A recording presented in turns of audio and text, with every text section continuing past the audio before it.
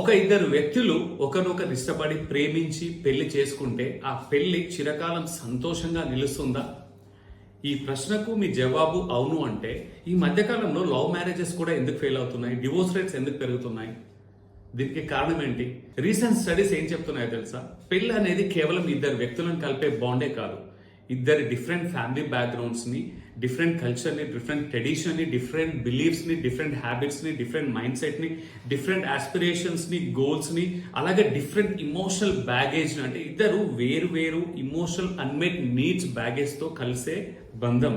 So పెళ్లి marriage బలపడాలన్నా నిలబడాలన్నా ఇప్పటివరకు మనం మాట్లాడుకున్నవన్నిటి కూడా ప్రేమతో పాటు, ప్రేమ చాలా ఇంపార్టెంట్ ఫౌండేషన్, దాంతో పాటు ఇవన్నిటిలో కూడా కంపాటబిలిటీ ఉండాలా, వాటి యాక్సెప్టెన్స్ లెవెల్ ఉండాలా.